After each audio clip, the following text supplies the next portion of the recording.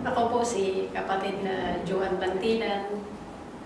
Galing po ako sa lokal ng Pulipapa, distrito po ng Negros del Sur. Inakay po ako ng mama ko na si Amorosa Bantilan at nabautismuhan po ako noong October 28, 2000. Second year po ako noon.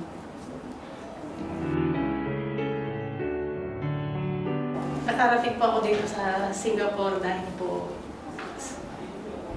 sa kapatid ko. Dahil po ang kapatid ko ay naoperahan po siya noong November 22, 2012. Ang sabi po kasi ng kapatid ko, kailangan niya na mahiya daw siya na uwi siya kaagad pagkatapos ng opera dahil may utang na loob siya sa employer niya. Tsaka sabi ng employer niya na what if mo na lang, gagana mo na lang magiging kasama mo dito. Unang-una po, nagalinlangan po ako noong una dahil iniisip ko na kung makakasama ba ako sa Singapore. Yan, tsaka hindi ko na matutupad yung tungkulin ko.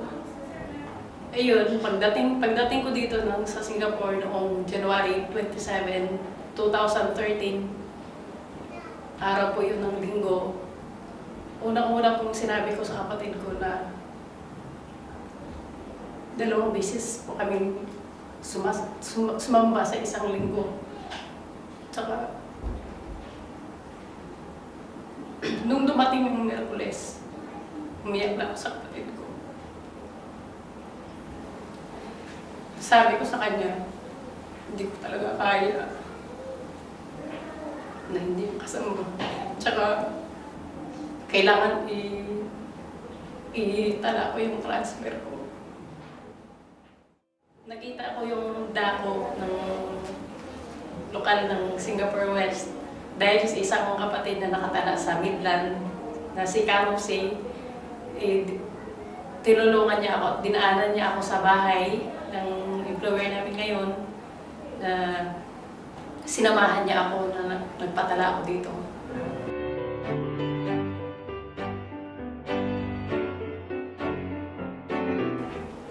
Nung nakatala na po ako naipatala ko na po yung transfer ko, nakasamba na ako ng linggo. Yung pagdating ng Miyerkules, nagtaka po yung employer namin na bakit Miyerkules wala ako sa bahay kasi mga bandang alas 7. Alas 7 po ng umaga naghanap po ang employer namin na babae. Kaya sabi, saan yung sister mo na si Joan? Sabi ng kapatid ko na pangalan kapatid ko ay si Janet. Sabi ng kapatid ko, andun siya sa church, nag-church. Nagtanong yung employer ko na bakit siya bakit siya sumamba? Anong ginawa niya sa church? May reliyon pala na ganyan, na dapat every Sunday lang, ganyan. Tapos ang sabi ng kapatid ko, sinabi ko na sa inyo dati na ang kapatid ko iglesia at ako lang hindi iglesia. Na may pagsamba silang gano'n. Tsaka wala namang kung may holiday siya, babayaran na lang niya yung ilang oras siyang nawawala. Sa ngayon, okay na okay po yung pagsamba ko dahil regular po ako ng pagsamba ng Miyerkules at saka Linggo. Sa mga kapatid na nagtatrabaho dito sa bahay, huwag po natin pabayaan yung pagsamba dahil yun po ang unang utos ng ating Panginoong Diyos. Mahalaga po sa atin yung pagtatrabaho, ngunit kung hindi naman masunod ang pagsamba, hindi naman natin matupad ang pagsamba natin sa Panginoong Diyos, wala ding silbi. Dahil siya lang may-ari ng ating buhay. Pagsikapan natin na kung anong magagawa at ipapanata natin na lambutin yung mga puso ng mga employer natin. Diyos lang din ang nakaalam at siya rin ang nagpahintulot na nakarating tayo sa lugar na ito. At hindi po tayo mapahadlang dahil ekstranghero lang po tayo.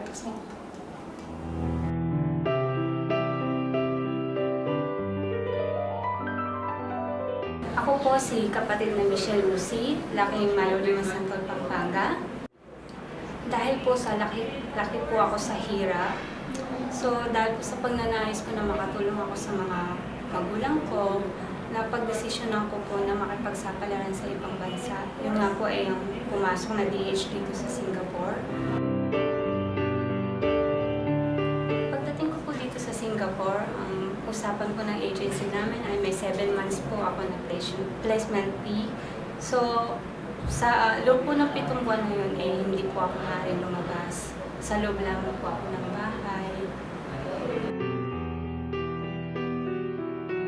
Sa unang employer ko po, hindi po kami nagkasundo. So nakiusap po ako sa agency ko na hindi ko niya po ako sa ibang employer. At ito na po yung employer ko na pinagsisilbihan ko po ngayon. So ito pong paglipat ko po dito sa pangalawa kong employer, ganun pa rin po. Nadagdagan pa ng 1 buwan dahil nga po sa paglipat ko. So sa loob po ng 8 buwan, hindi po ako maaaring lumabas. Kailangan ko po na nanatili po sa loob ng bahay. Pagkatapos po ng 8 buwan, sumunod na buwan po ay pinayagan na po akong makalabas ng aking employer. So, yun na po yung una kong pagkakataon na makita ang buo yung Singapore. Nakilala ko po ang iglesia sa tulong po ng isang kaibigan na nakilala po sa social network. Meron po siyang isang katanungan sa akin na nagpa-isip po sa akin, which is ang tanong niya po nasa tamang relihiyon ka ba? So doon po napaisip po ako kung anong ibig niya sabihin. Tinanong ko po kung anong relihiyon niya. Sinabi niya po na isa po siyang Iglesia ni Cristo. So dahil nga po sa dala ng pagiging concern ko doon, dahil po sa sinabi niya, nagsaliksik po ako, nagtanong pa po ako sa kanya about nga po sa Iglesia ni Cristo. Gumawa po ako ng paraan na maghanap po ng kapilya dito sa Singapore. Then, meron po siyang kaibigan na taga sa kanila na nasa Hong Kong po. Then, yung pong kaibigan niya yun, may pamangkin naman po siya dito sa Singapore. Ito na po siya, ang Kasara. So, ibinigay niya po sa akin yung cell number ni Kasara. Sinabi ko nga po na kaibigan nga po ako ng tita niya, which is kaibigan ng kaibigan ko. So, doon na po nagsimula yung banding namin dalawa ni Kasara tungkol po sa pagnanais ko na makadalo sa pagsamba. Nung una ko pong pagdalo sa pagsamba para pong meron pong kakaiba ako naramdaman. Nasabi ko po na ganito pala, susubukan ko kaya uling bumalik. Kaya po nung dumarating na po yung mga buwan na lumalabas po ako, dumediretso na po ako sa kapilya na ako lamang po mag-isa. At tinatanong po ako ng mga Diakono kung gusto ko na daw po mag-doktrina. So, ang sa akin po gusto ko pa pong saliksikin yung mga aral dahil gusto ko pa pong lumawak ng pangunawa ko at lubusan na maunawaan po talaga ito.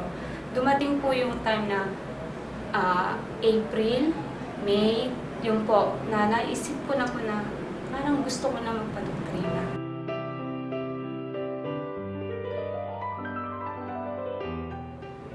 Noon nga po una ko natanggap ang aking doktrina, yun nga po, isip ko na ipagpatuloy ito.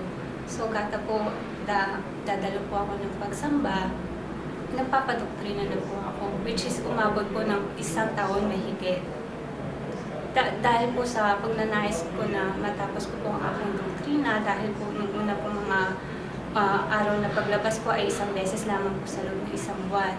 Ginawa ko po ay nakiusap ko ako sa aking employer na payagan naman po ako kahit twice, which is pinagbigyan naman po niya ako. Pagkatating naman po nun, para po nagnanais pa rin po ako na mas lalo ko pong, kumbaga, nais ko pong mas matapos na po ang aking doktrina dahil nga po sa pagnanais ko na maging kaanib na ng iglesia. Nakiusap po ako uli sa kanya na bigyan niya po ako ng kahit 4 na oras lamang po sa loob ng isang linggo na makadalo po sa pagsamba at doktrina. So sa loob naman po ng sa pagkakataon naman po yun, pinagbigyan naman po niya ako. Sabi niya po sa akin, sige, tatry natin sa una. Kung kaya mo na 4 na oras, makakabalik ka. So, ginagawa ko po doon, nagtataksi po ako para mas mabilis po. Lahat po yun, ginawa ko po para po mapagpatuloy ko po yung pagdodoktrina. Mapatuloy po yung doktrina sa akin. Meron po akong kaibigan dito na malapit po talaga sa akin. Kumbaga, tinuring ko po siya na kapatid. Dahil nga po sa pagnanais ko na mapatapos ko yung doktrina ko, 4 na oras lang po hinihiling ko. So wala na po kaming time na magkita para magpatiyan man ang ganyan. Doon na po nung simula naglamig yung pagiging close namin. Dumating po yung time na parang nagtatampo po siya sa akin. So sabi niya po sa akin, mas mahalaga daw ang pagsamba ko kaysa sa kanya.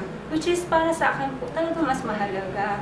Kumbaga pinapanalangin ko rin po sa Ama na ibigay niya sa akin yung mga totoong kaibigan at ilayo yung mga taong hahadlang sa pagnanais ko na mapalapit sa kanya. So yun po, kahit na nawalan po ako ng kaibigan, pinagpapatuloy ko pa rin po yung pagsamba. Which is, kahit nawala sila sa oras na ako nangangailangan, panalangin lamang po at lahat po nagiging maayos. May 2013, third week po na ng buwan na yon, dumating po yung Senumar ko. So, ini-expect ko po na next month pa ako mapapasali sa mga mababautismuhan dahil po naka-schedule na po lahat yung buwan na po na yun na kung sino yung mga mababautismuhan. So, gabi-gabi po pinapanata ko sa Ama na kung dumating man po yung araw na ako mababautismuhan, naway walang magiging hadlang. Dahil po kailangan natin dumalo sa mga panata, dahil din po sa hirap ng aking trabaho na nag-aalaga ako ng matanda, hindi ko po maaaring bigla na lamang po ako maalis. So, napakalaki po ng tulong. Tsaka, nagulat po ako, talagang surprise po sa akin yun dahil May 30, nag-message po sa akin ng castle. So, sabi niya po sa akin, magpasalamat ka sa Ama at kabilang ka sa mga mababautismuhan ngayong buwan na to. So, pagtanggap ko po ng message na yon, talaga po lumuha ako sa tuwa. At saka po, tinawagan ko po kagad yung nakakay sa akin na si Kasara. Doon po, talaga lumuha po kaming dalawa dahil sa sobrang tagal po na pagnanais ko, nakamit ko po yung banal na bautismo na yon. So, sabi po sa akin ng castle, so mag-ready ka na dahil bukas, kailangan mong pumunta dito sa lugar po yung final screening. So, magpanata ka na nawa, gabayan ka ng Ama at masagot mo lahat ng mga katanungan. So, yun nga po ang pinagpanata ko nung gabing yun. So, maaga po ako dumating dito sa kapilya, yung araw na po na bautismo. Kahit po sobrang kaba ko, nanalangin lang po ako na sabi ko, gabayan mo ako naway mapasak lahat ng mga katanungan sa akin. May 31, 2013, doon ko na po natanggap ang banal na bautismo. Isa po ako sa mga natawag na po ng Ama na magiging kaanib na po ng iglesia. Yun po yung araw na matagal ko nang iniinsan, pinagkaloob niya po sa akin. Kaya po malaki ang pasasalamat ko. Dahil po natawag ako sa loob ng iglesia, na siya naman pong inaalagaan ko talaga, na pinapangako ko sa Ama, na hindi ko bibitawan ng iglesia hanggang sa wakas.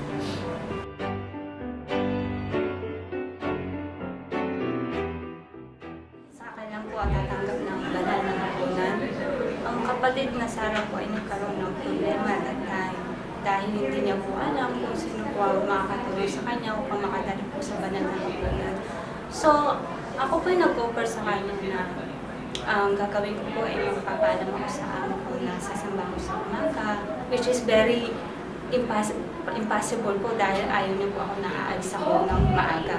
So ginawa ko po, nanalangin po ako ng gabi yun, nawa na sana payagan niya nga ako upang makadalo po ang kasara sa banal na hapunan. So nakasamba po ako ng umaga, tapos po, pinuntahan ko po ang kasara upang po ako yung magbabantay po sa alaga niya. At nagsamba po siya ng hapon at doon niya po natanggap ang banal na hapunan. Sa awa po ng Ama, naging maayos po ang araw na iyon na ako po'y nakasamba at siya po ay nakatanggap ng banal na hapunan. Ang mga may babahagi ko lamang po sa mga katulad ko nagtatrabaho sa bahay, huwag po kayong makikinig sa mga tao na pumipigil po sa inyo sa paglilingkod niyo sa Ama. So kahit ano po yung pigil nila sa inyo, kayo po yung makakapag-desisyon nun. Kumbaga magpanata lamang po kayo at manalig po kayo sa Ama at nadagdagan ang inyong pananampalataya. Naway, wag po natin unahin yung mga panglupang material na bagay dito. So, mas bibigyan po natin ng prioridad ang paglilingkod po sa Ama. Naway, wag po ninyong ititigil ang pagpapanata sa Ama dahil kahit anuman po ang mga hiling o kailangan ninyo dito sa mundong ito, ipagkakaloob niyo po sa atin. Huwag niyo po nga na maagaw ng ibang tao ang ating pananampalataya sa Kanya. Ipakita at ramdam po natin sa Ama na mas mahalaga siya, higit sa ano o kanino man.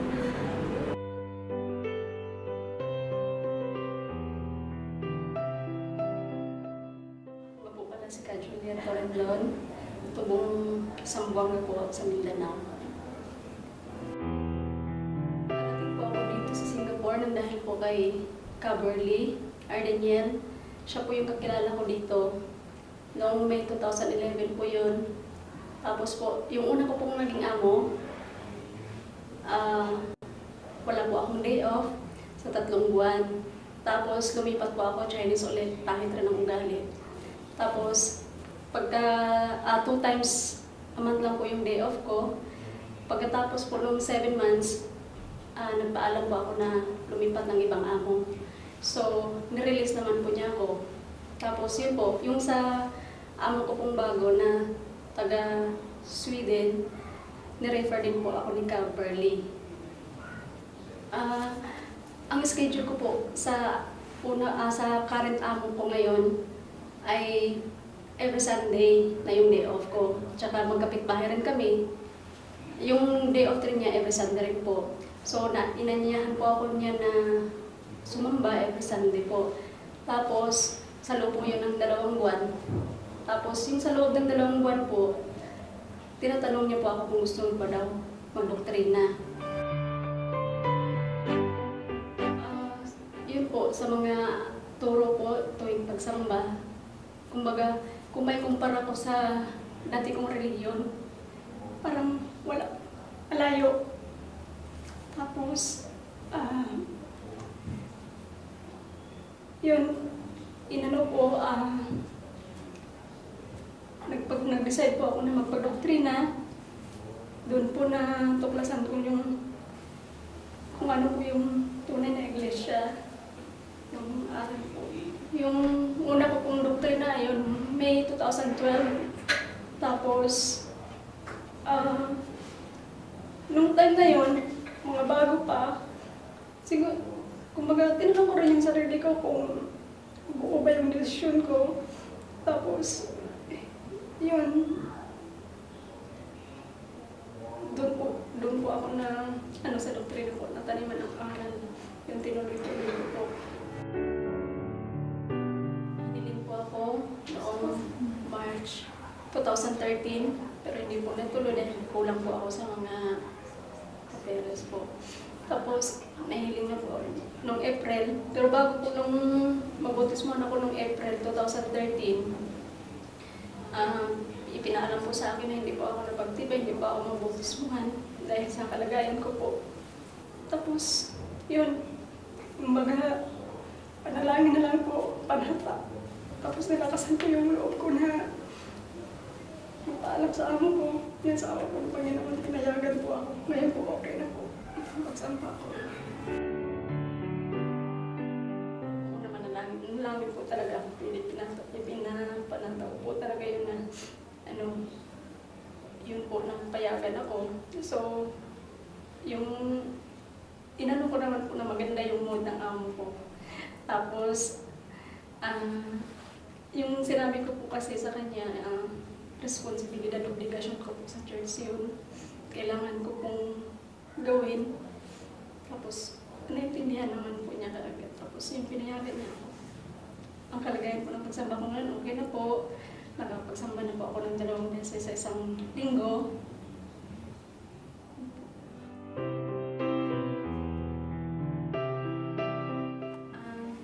Ang ma-share ko lang po sa mga katulad ko pong kasambahay na hindi nga maano yung aktibo nga sa pagsamba, manalangin lang po, pananampalataya, tapos lakasan yung loob na sabihin sa mga amo, ipaliwanag po. Kasi obligasyon po natin po ay responsibilidad. Kaya